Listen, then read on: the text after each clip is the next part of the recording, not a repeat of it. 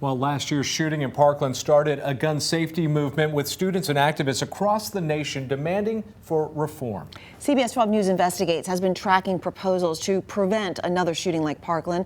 Danielle Wall has more on what has and has not changed and one father's mission to make a difference. In Florida, there has been significant changes to gun laws and school security, but at the federal level, Congress has done very little. One Parkland parent tells us he'll never stop his fight for change. I don't have my son anymore with me, and that changes everything.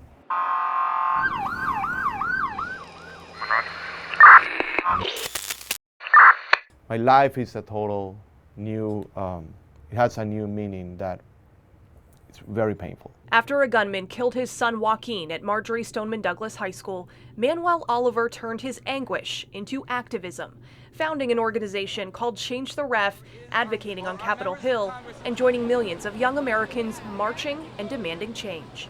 I think that the change needs to come from the culture, and then that will make a change on the laws. We're watching our politicians.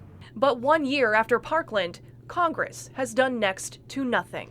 Do you think that lawmakers have done anything meaningful in Congress so far? Well, no, there hasn't been enough done. That's in large part because we went 8 years with a majority in Congress that had no interest in doing anything to help address gun violence. Democrat Ted Deutsch represents Parkland's district in Congress and says he has hope. People are right to be skeptical about Congress because Congress failed to act even after Sandy Hook. But if you look at what's happened these past year, Florida passed tougher gun safety laws. Weeks after the mass shooting, Florida lawmakers passed the Marjorie Stoneman Douglas High School Public Safety Act. It includes requirements for school resource officers, money for mental health, a 3-day waiting period to purchase firearms, and raises the age to purchase them to 21. As the NRA fights that provision in court, the bill's sponsor, Republican Senate President Bill Galvano, says he's proud of the progress they've made.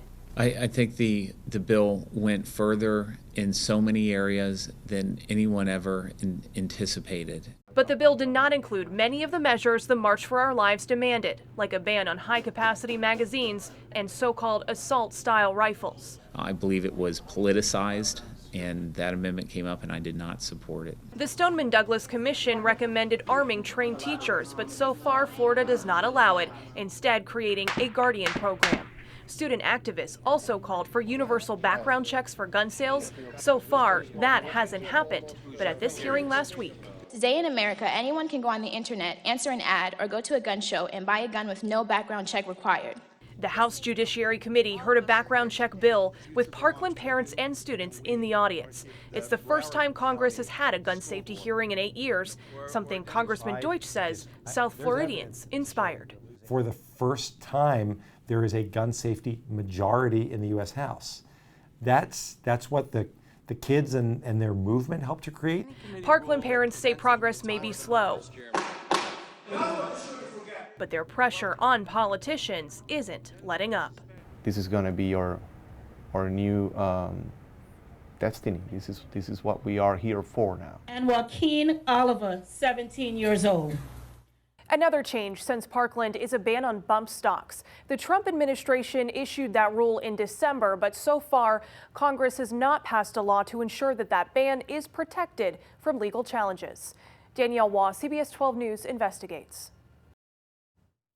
In Parkland, we saw how cell phones were a lifeline for students, but in our area, they may not actually work in an emergency. It didn't for one student trying to call 911.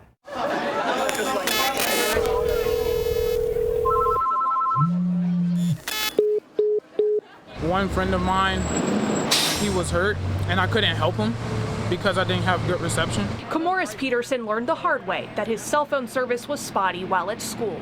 So I had to run down to the middle of the hallway just to call the ambulance.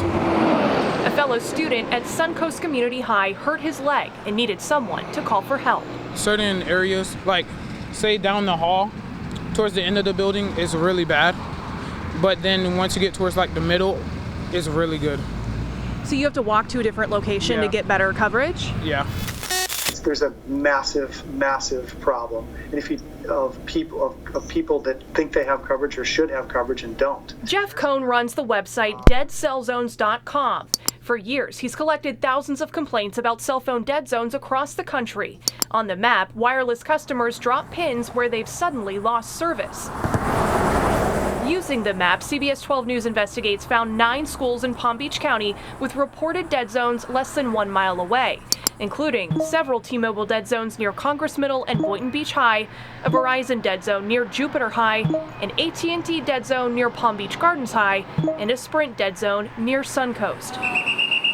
Cohn says schools are a common place to lose signals because of their construction. If you have a lot of cinder block walls, or if you have a lot of steel in the building, that can hinder signals from the outside working inside a classroom. We took it a step further and asked parents and students to do their own test outside of class hours. One T-Mobile user at Royal Palm Beach Community High tried to call his mother from inside the school and took this screenshot showing the call failed. Another student using Sprint tried to call from South Fork High in Martin County, but her call failed too. We asked school districts what they're doing about the problem of cell phone dead zones. Palm Beach Schools says if there are dead zones, students and staff can connect to Wi-Fi to call or text. But St. Lucie Schools is doing more. We've been a very proactive school district. We have multiple boxes because you have multiple cables that are being run throughout the building. They've installed pervasive Wi-Fi and these cell phone repeaters in several buildings to boost the signal. That could run anywhere from $10,000 for a device to $20,000 for a single device. Chief Operating Officer Terrence O'Leary says repeaters help cell phone towers penetrate these walls built to withstand hurricanes. And they're not cheap. So we are working on that and planning through that proactively, but that requires funding. Hoping to strengthen the signal with more grant money or state funding, because the ability to communicate during an emergency is priceless. Martin County and Indian River schools say they're not aware of any issues.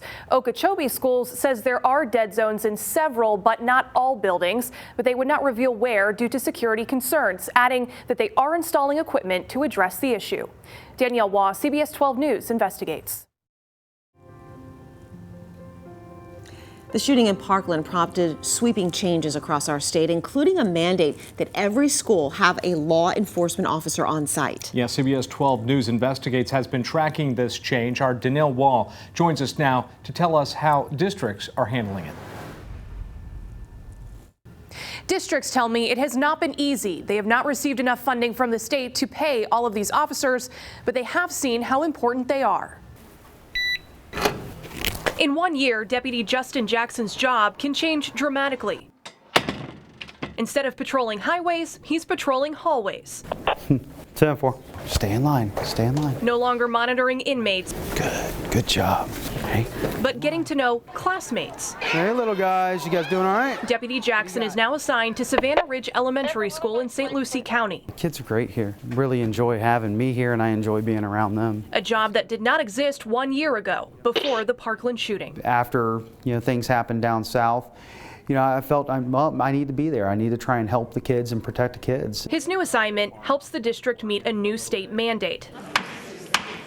In the Marjorie Stoneman Douglas High School Public Safety Act, it requires an officer in every school and allocates $162 million in funding. Our biggest issue is, with the state mandates and everything else, is just the funding. And I think you'll see every district around the state will tell you that we need more dollars. St. Lucie Schools Director of Safety and Security, Brian Ruther, says the new law made them nearly double the number of officers. And fortunately, the Sheriff's Department stepped up with manpower and money. We have provided funding, but it's nowhere near covering the cost of providing a deputy or an officer in each school.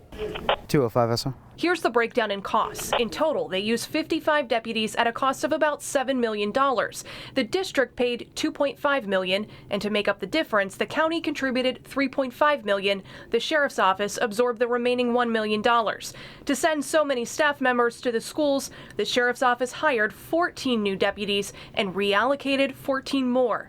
The sheriff says the unexpected cost has resulted in a reduction of services in the county, including cuts to the Marine Unit, Civil Unit, STAR Team, Gang Unit, Criminal Investigations, Patrol, court security, and crime prevention unit. Unfortunately, we live in a time and age where we have to step up security. Statewide, there's still a shortage. The Florida Department of Education says there are about 3,600 schools in Florida, but only 2,300 school resource officers assigned.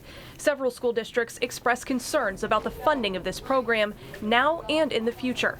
So we asked the law's sponsor, Senate President Bill Galvano, if the state gave them enough. And the law requires a school safety officer, but it also provided flexibility for the very purpose of meeting some of the financial demands with the Guardian Vice program that was implemented, and some of the districts have even created a hybrid of that. More than 700 Floridians enrolled in the Coach Aaron Feist Guardian program, which allows trained school employees to carry guns on campus. But some districts opted out, including St. Lucie, Martin, Indian River, and Palm Beach counties. In the Guardian program, although it may be well intended, I think there's a lot of things that people are not thinking about that opens up a lot of different issues with regard to training, selection process, liability. Even taking these guardians into account, there's still a shortage of security officers in Florida schools.